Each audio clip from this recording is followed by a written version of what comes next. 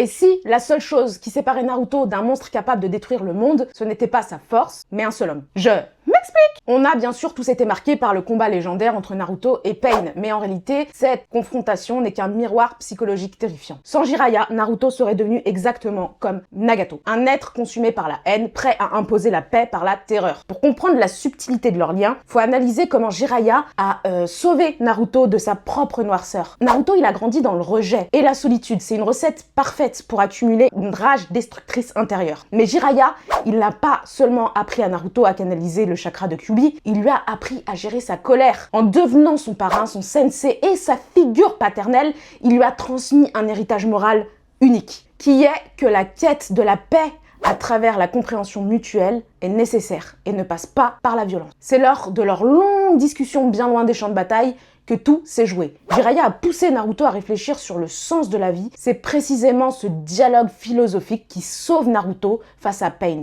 Quand Nagato lui demande « Comment as-tu pu gérer cette haine ?», Naruto est d'abord incapable de répondre. Sa colère est immense car Pain a tué Jiraiya.